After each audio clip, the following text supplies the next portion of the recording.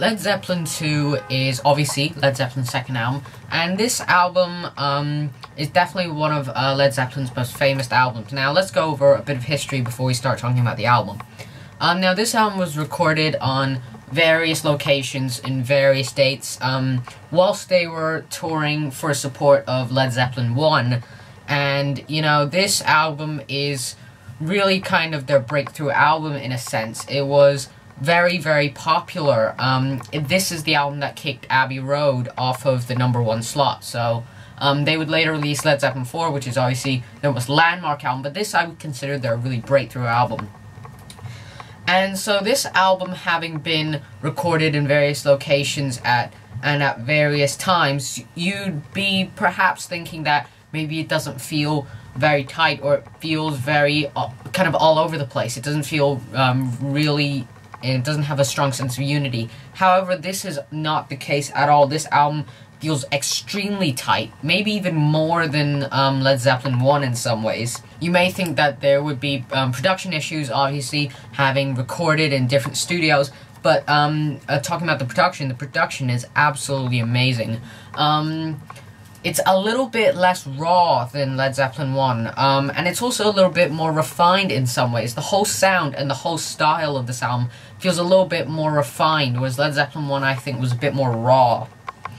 And the whole band at this point were getting more comfortable with each other and really performing extremely well. You know, late 60s and early 70s, Led Zeppelin were probably some of the best people playing their respective instruments, and the performances from everyone is amazing. I'll go over specific people a little bit later, but this is also the first album where Plant started contributing to writing. Now, kind of similar to maybe, say, Number the Beast, after they got a new vocalist in, or in Led Zeppelin's case, not a new vocalist, a vocalist, there wasn't really enough time for him to do much writing, but in this album he really contributes quite a bit to the writing. And you can definitely tell, because Robert Plant is a bit of a hippie, to be honest. And this is still technically the 60s. You think of Led Zeppelin, you think of the 70s, but this is still technically the 60s, 1969, so it's still hippie movement stuff going on. And you can tell some of his hippie elements that he's bringing in, but he's still actually contributing good writing. And yeah, so that's Robert Plant. What else is there to this album? This album is extremely influential. Not only to hard rock in general, but also mainly to heavy metal. This is notable, one of the earliest heavy metal albums, and that is because of quite a big stylistic movement from Led Zeppelin I. This album is extremely similar to Led Zeppelin I in quite a lot of ways, but stylistically, it was a little bit less about the blues. Led Zeppelin I was almost all very bluesy rhythmic music, whereas there are quite a few tracks that are completely riff-based and sound extremely heavy, which is obviously how heavy metal would evolve. It's very, very riff-based, rather than a lot of the other material, which is more based around choruses or based around verses. Now, stylistically, this album, like Led Zeppelin I, is extremely varied. They're taking some of the folky stuff, and also mixing in other elements like the psychedelic stuff, and just really taking influences from a lot of different places. But just like Led Zeppelin I, it still feels extremely tight and just an extremely solid piece of music that feels like it works together. Despite having taking all these different influences, it's still mainly based around blues and hard rock. Now let's talk a bit more about the performances. Now, John Paul Jones. John Paul Jones's performance is absolutely amazing. Probably, in fact, his bass performance is the best bass performance on any Led Zeppelin album. The bass just takes you through this entire album and doesn't let go. It's absolutely, completely audible, just playing these really original, creative bass lines. Yeah, absolutely amazing. The guitar, Jimmy Page is again playing beautifully, playing some really fast solos. Again, very influential guitar player, very influential to heavy metal and stuff like that, but yeah, just a really good guitar player. Robert Plant's voice is just absolutely immaculate. he was getting a lot more comfortable with the band because on Led Zeppelin I he just came in, so he wasn't really that comfortable working with the guys. In fact, he thought that they were just going to do one album and then he would move on to something else, but it all went so fast, you know, make Led Zeppelin I, start touring in support of it, and start writing Led Zeppelin II. But yeah, his vocal performance is absolutely amazing. Now, John Bonham's performance is also amazing. However, I think the drumming is just a tiny bit weaker than Led Zeppelin I. Led Zeppelin I had extremely lot of fast fills, which I really like. But this album is a little bit toned down in terms of the drumming side, but it's still really good. And so the structure of this album is still kind of like Led Zeppelin I. They're taking music from mainly blues artists and completely changing it to the Led Zeppelin sound, you know, hard rock, heavy metal. And they actually wouldn't write an album of completely original material until Houses of the Holy. And this is perhaps one of the reasons why they're able to make albums in the early days really quickly, is because they're really just taking songs by mainly blues artists and completely changing them, which is absolutely amazing. This sounds absolutely like Led Zeppelin. And so the stylistic variation and just the overall performance really makes this one of Led Zeppelin's greatest albums.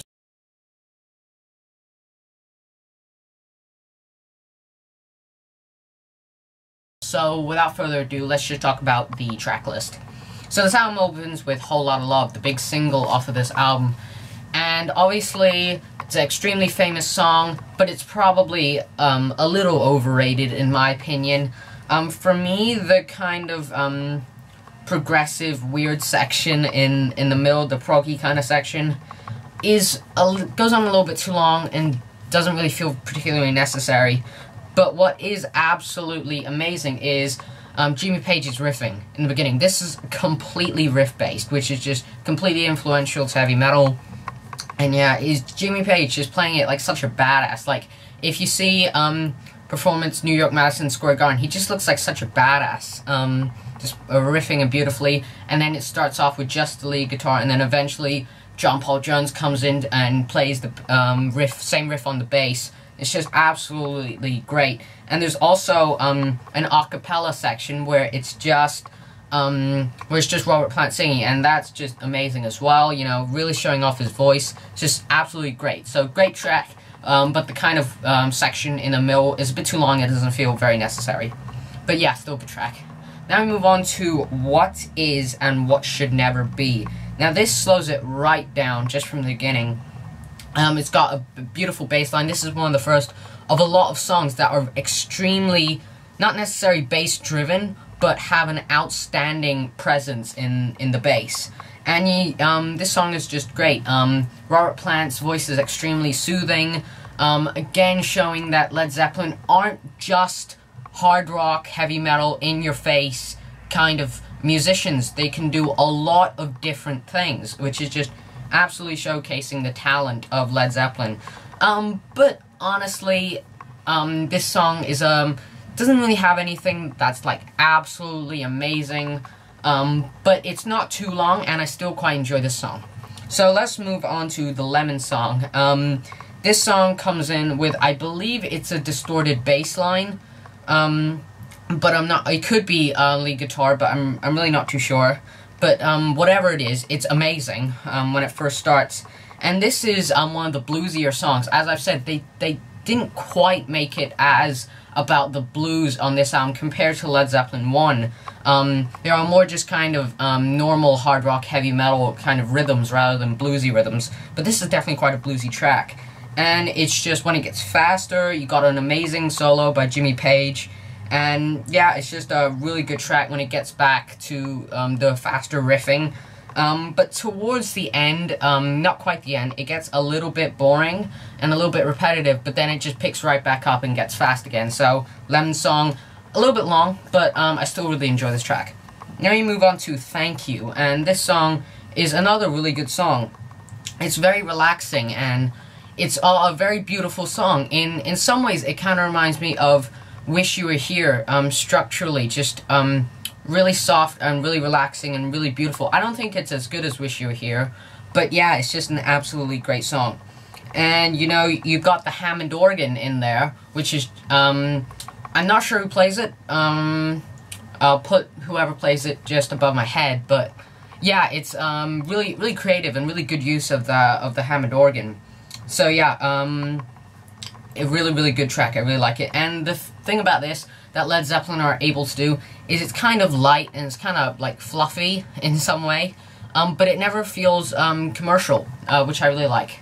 And then we move on to Heartbreaker. Now this song, if you could pick one track that's like heavy metal 1969 and influential, this would be the track. Comes in with one of Led Zeppelin's greatest riffs, and it's just absolutely great. And then you just got the riffing that just works so well with the vocals, and then you got the guitar solo that is literally a guitar solo. There's no drums, no bass, no anything. It's just Jimmy Page playing, and it's just really special. It doesn't go on too long that that feels like it's dragging, and it goes back to the amazing riffing. So it's just really good song, really famous song, and it's absolutely amazing. Then we move on to Living, Loving, Maid, She's Just a Woman. Now this is a little bit poppy, to be honest. I mean, you really listen to that riff, and it just kind of sounds a little bit commercial and a little bit poppy, but I actually really like it. It's actually a pretty nice riff. And, you know, after all this, you know, really serious music at this point, you know, it's okay to have a song that's a little bit commercial. You know, I don't really mind that. But it's really catchy chorus, and it's really short, too. So it never feels like it's dragging. So, yeah, pretty good song. And now we move on to Ramble On. And this is one of the best songs on the album. The bass. Just the bass. Just listen to the bass. I mean, the bass line is absolutely amazing. And, you know, you got just really soft in the beginning, going from the really soft, quiet verses, and then just completely going all out for the choruses. It's just absolutely amazing. And then it has some amazing drum fills too, which I really like. And now we move on to Moby Dick, which just comes out with a great riff. Jimmy Page doing his amazing riffing, and now when it actually gets to the drum solo in the middle, it's actually almost too long. Almost at the very end, I'm feeling, you know, it could be a bit shorter, but I actually really like it. You know, he's just kind of warming up at the beginning, it almost feels like, but then he just goes into these ultra fast, like the 32nd note and 64th notes. It's just really good, really fast. And then towards the end, it goes back to the riffing where they like pause and let John Bonham do a great fill, which is probably my favorite section of this song, is when they alternate from the riffing to just the drum fills, which I really like. And so we move on to the last song, Bring It On Home. Now, this song's quite interesting too. It's got the harmonica used in there, playing by Robert Plant. It has a bit of slower opening, and yeah, it's just a really good song. It has some pretty fast fills as well. And this is almost like two songs. There's the first half of the first song, and then the second half of the first song, which are at the beginning and ends of this actual track. And this is basically a cover of a blues song that I don't know the name of, but I know it's a cover. And then there's a middle section, which is just an amazing riff, which is basically an original Led Zeppelin song. And yeah, the two work quite well together, but they are quite distinctly different songs in some ways. And yeah, that concludes the track list. Now, Led Zeppelin II is an absolutely amazing album. Again, the production feels a bit more refined. The band are performing absolutely amazing at this point, and it just feels really original and really Led Zeppelin, despite the fact that they're not necessarily writing original music. So yeah, absolutely amazing album. I love it, and I'm going to give it a 9.5 out of 10. Later.